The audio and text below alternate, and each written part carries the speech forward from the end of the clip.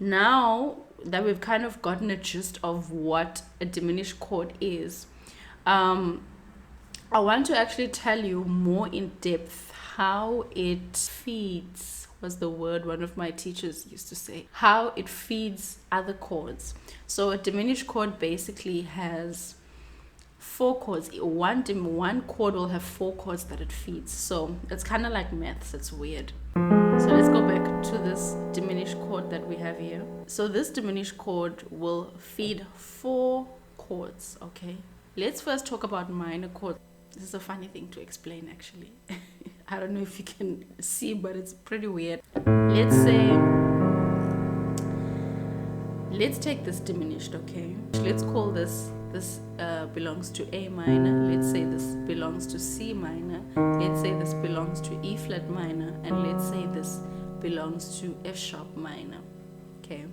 So now this is the diminished that I was playing, right? So this diminished chord will work for A minor. The same diminished chord will work for C minor. This same diminished chord will work for E flat minor. And it'll also work for F sharp minor. Now let me show you how.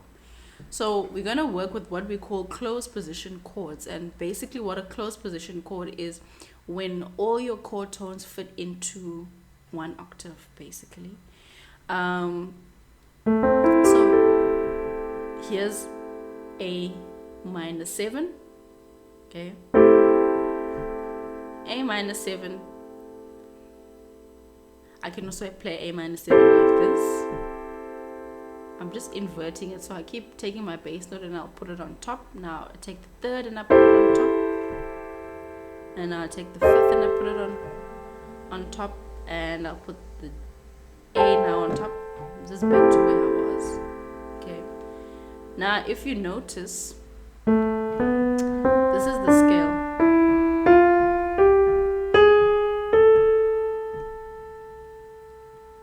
We'll talk about the scale part of things in my next video.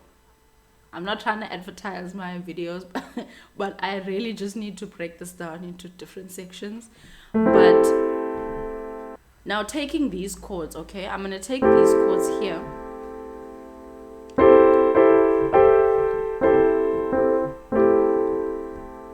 Now in between all of these chords, there are some notes that don't belong. They actually do, but they are not part of the chord, let's say that. Now you'll notice that these are actually all diminished notes. All of these notes that are in between these chords. And then after this B comes the C, the first inversion of that A minor 7. If you can see, D diminished. And remember when we talk about this, you can, with this F diminished in my last lesson, these diminished chords, remember you can build them at any point of each of the chord tones. So I can build it on B, I can build it on A flat, I can build it on F. So likewise, it's occurring here. Then the next note was D diminished. Then we add the second inversion of A minor 7.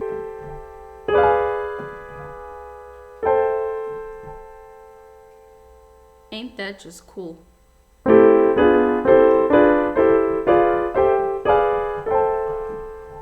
So this is how you use a diminished chord. Okay.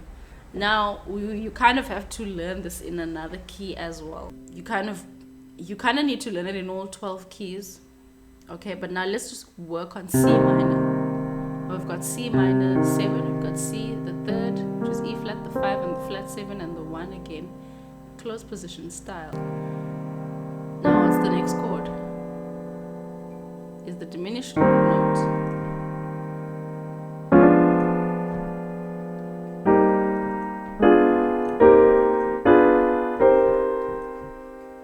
If this is a bit confusing, what you want to do first is you want to play first the inversions of the minor 7th chord, which is just playing from different points of the chord tone. So starting on the root, then starting on the 3rd, then starting on the 5th, then starting on the flat 7th, then on the root. Now you need to do the same. remember this diminished that I showed you? This was E flat minor, and this was F sharp minor. Now we need to do the same for E flat minor 7. I'll just play this quickly just to demonstrate. And we need to do the same for F sharp minor 7.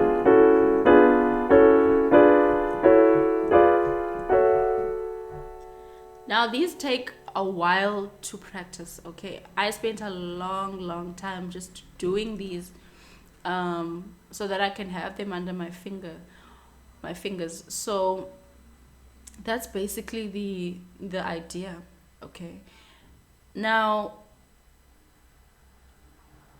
I want to talk about one more thing, okay, before we call this lesson a lesson. It's not yet a lesson until I've told you about this. So that is a diminished chord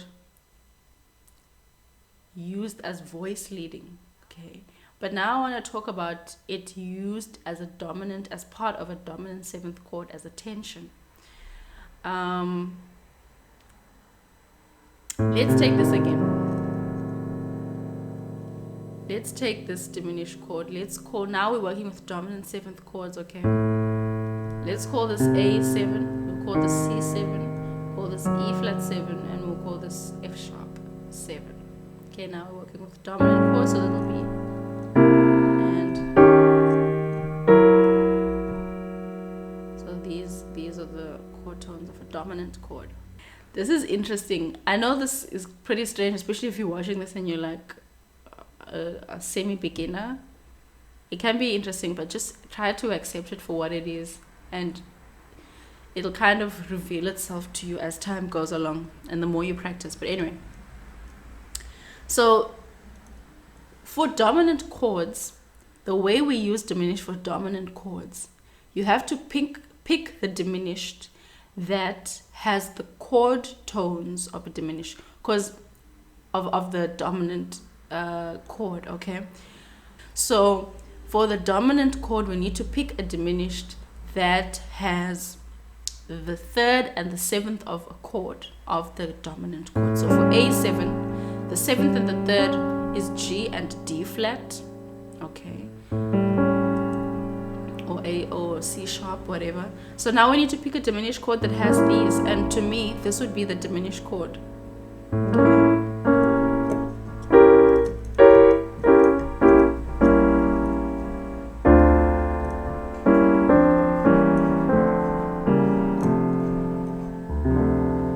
You see what I'm saying? So the diminished chord that has the G and the D flat in there will be the diminished chord that will work in when using the dominant chord. So this is the diminished chord because it's got the 7th and it's got the 3rd of the chord, okay? And that would be, this would be the 5 of D minor. So we'll just resolve nicely to D minor. This is what I was doing earlier.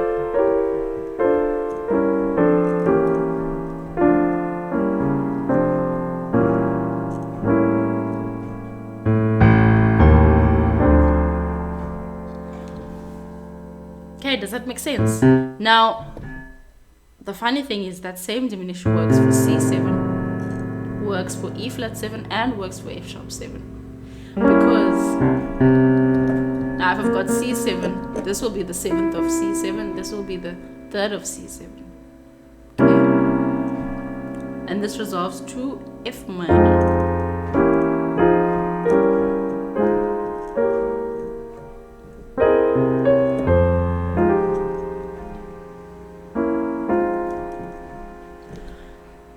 Now this diminished also works for E flat 7, as I said, because now this is the 3rd of E flat 7 and this is the 7th of E flat 7. Likewise with F sharp 7, this would be the 3rd and it will be the 7th, okay? Now what I didn't mention here is that, let's go back to this A7, is that the remaining notes will serve as tensions. So we had established this is the 7th, this is the 3rd, this is the flat 9, and this is just the 5th. So the notes that don't work as part of that don't function as the third and the seventh of the chord, then just use this as tensions. They just exist as tensions.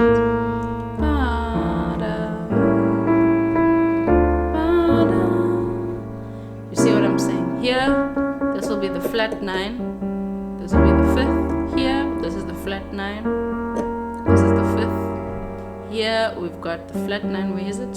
Here, 3rd, 5, and 7. Okay. This resolves to B minor.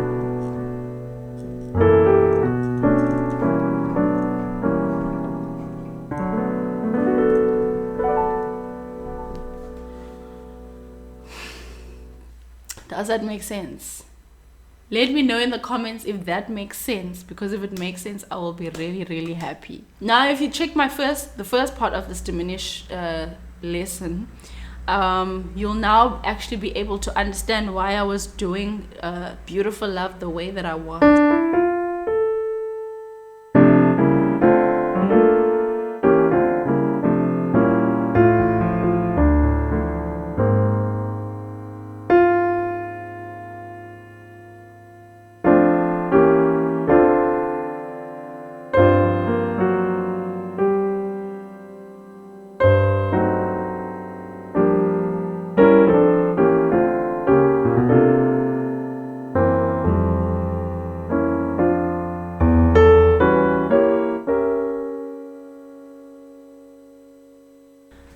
Do you see what I'm saying? So what you want to do is you want to take a song and you want to try it. Use some diminished voicings. And usually it works when a melody is within one scale. So for instance, if it's within D minor or F major, you'll pretty much be able to harmonize it using a diminished note. Now, you obviously have to use your sensibility. You can't play diminished voicings the whole way through. It's going to sound monotonous. So you want to try to change it up.